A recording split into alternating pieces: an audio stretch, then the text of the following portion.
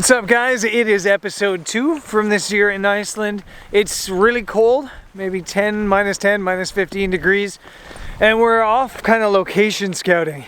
Iceland in the summer, there's a lot of pretty obvious locations, but the problem is in the winter a lot of them freeze over or you just can't get there because of roads. So in the winter we're kind of just like wandering around looking for cool things to photograph, and we found on the map this really bright orange lighthouse. So we've driven up here. It's about a half an hour until sunset, and we're gonna see if there's a photo of this place. Before we get into it, today's video is sponsored by Squarespace.com. Not only are there some incredible templates to help you make your website look ultra professional, but there are so many tools to help you build a strong online business. There's blogging tools, there's e-commerce integration, and there's even a way to create a members-only section to your website. To get you started, head to squarespace.com/BrendanVanzen for a 10% discount on your first purchase.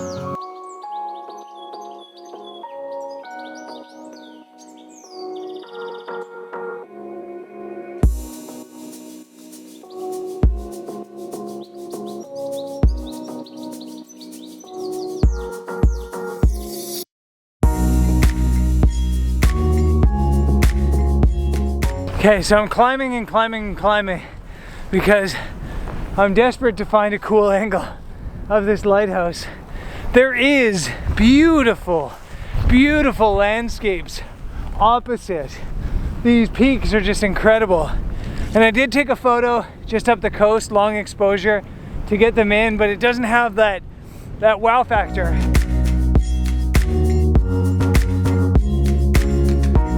And I'd love to be one of those types of people that just photoshops elements in. I'd put the lighthouse somewhere in that frame because it's awesome. But I'm the type of photographer that likes trying to solve problems. And the problem of how do I make this cool lighthouse look cool in a photo? It's a problem I'm trying to solve right now. And I think the way I'm gonna do it is coming way back here, throwing on a 70-200 with a 6-stop ND, and blurring out the foreground while by going f4 or something like that, while still having a long exposure. Think it's the way I'm gonna make it work. Almost give it a tilt shift effect. And yeah, I just need to hike a little bit farther and we'll do that. Sometimes when trying to work these photos, I end up hiking and hiking only to realize that my idea just doesn't work. The problem of the photo isn't solved. This time though, it's not one of those cases.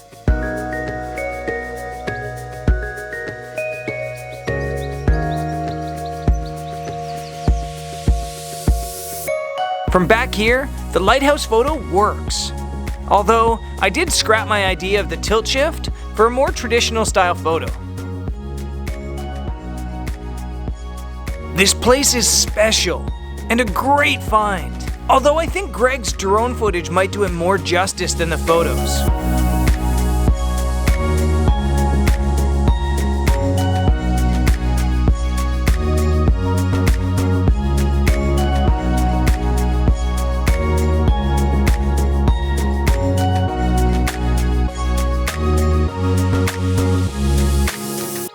I don't think the photo I tried worked. I don't think it did the thing I was trying it to do, I guess is the best way of saying it.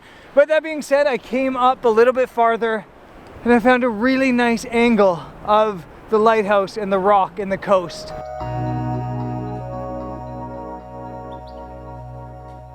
The only problem is we don't have any light. It's a little bit tricky in Iceland this time of year to get light. Sunrise is at 11 in the morning and sunset is at 4. So you really have the best light of the day squeezed in such a short window, and it's not always sunset because at sunset it can be trapped behind these clouds. So it didn't get lovely light, but had a lovely time. And we're gonna continue the journey. Tomorrow morning we're off exploring closer to Mývatn, so let's head home. And you know what?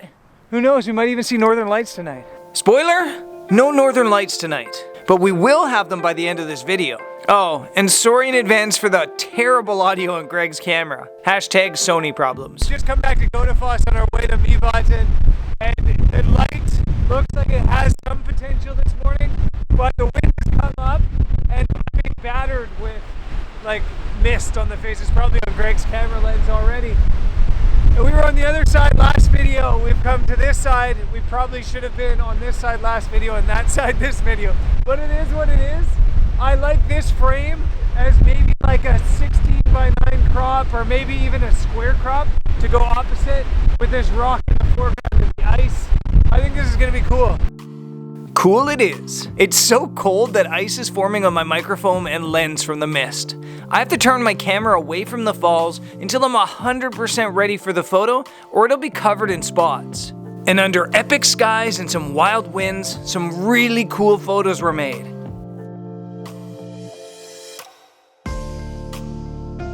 And Greg made up for his failures in audio with some stunning video footage of it all.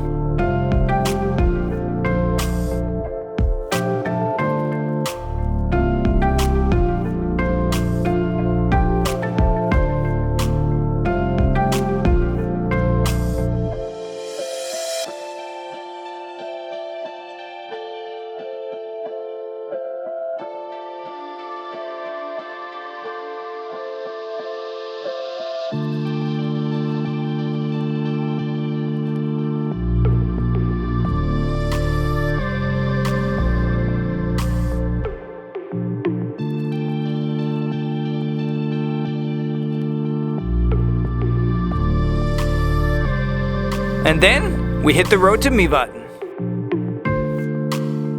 We made it to Mývatn. Mývatn's this incredible place. It's this huge lake full of volcanic craters. But it's one of the most frustrating places for photographers because despite the fact that it's incredible, it's just really hard to capture. So we've come down to a part of the lake that has a little bit more going on in the water. There's a couple of these volcanic stacks and you've got some things going on along the lakefront. But it's a challenge. It's always a challenge. When you see photos of Iceland, you think, wow, that looks like an easy place to photograph. And it is in a lot of places, especially the south. In the north, you gotta work a little bit harder. So we're gonna work for a photo down here and see what we come up with. Finding a composition is work here for sure, but the light wasn't an issue. Like this morning at Godafoss, it's piercing through the low-level clouds and leaving us with a soft orange glow across the landscapes.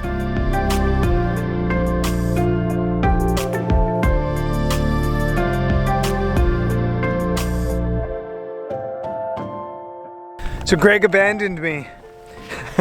I don't know if you can see him, but he's way up on the hill on the other side, so I've got to film this myself like a normal person. But I found a spot that's a pretty cool photo, actually. I don't think it's mind-blowing, but it's different than your typical Iceland photo. And when you're creating images in the same place year after year like I do, I've been here now, I don't know, 7 or 8 times, you want to find different things to add to your portfolio. You've got these cliff edges on the lake, these volcanic edges, the calderas, if you will, out in the mid frame, and then you've got the peak way off in the distance. And actually there is some color still in the cloud, moody and colorful and rich, I guess is a good way of making this frame. Lots of yellows, lots of blues, and yeah, it's pretty well balanced. I've got just a 4-stop medium grad on the top to hold in some of that light, and then I'm f11, a 1/5 of a second ISO 100. And this is what it looks like. Eventually I scrapped the shorter exposure for a long one to help smooth the water. Then, with a serious case of FOMO, I headed up the hill to see what Greg found. And it turns out he found a pretty gnarly view.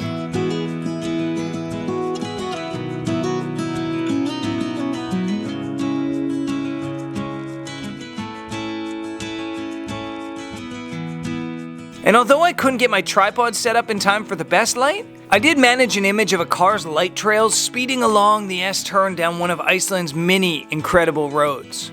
And that night, we saw some green. So I asked Greg if the video was picking it up.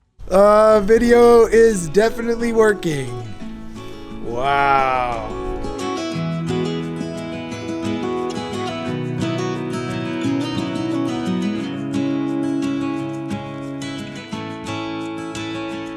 Okay, it's the future. I'm back home in Portugal.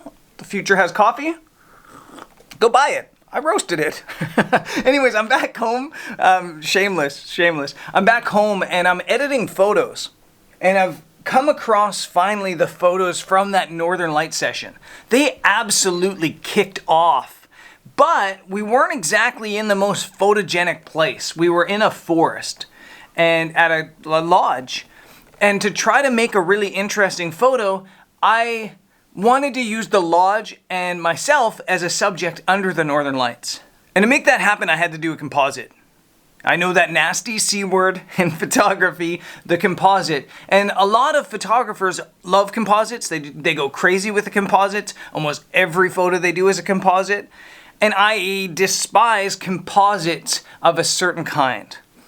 Ones that bring a photo from one day in with another or a different time of day in with that time of day. I think it's inauthentic to the moment. And one of my things in photography is I edit my photos to better represent the moment and how it was when I was there. So the only time I do composites is in situations like this where it's impossible to show how it looked without doing a composite. And I do it in a very, very quick way. So for this photo here, basically what I did is I took one photo for the Northern Lights. It was a brighter exposure that would have blown out the cabin and myself. Then I did a lower exposure photo for myself. Wasn't bright enough to capture the Northern Lights or the stars or anything like that, but I'm mostly properly exposed. I edited both those photos in Lightroom. I brought them over to Photoshop as layers, and then just using the gradient tool really quickly with a layer mask, I basically copied the top half of one image onto the bottom half of the other. Super fast, took me 2 seconds, and as a result, I ended up with this photo.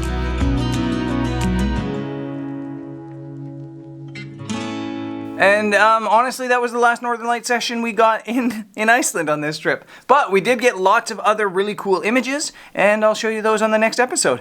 Peace.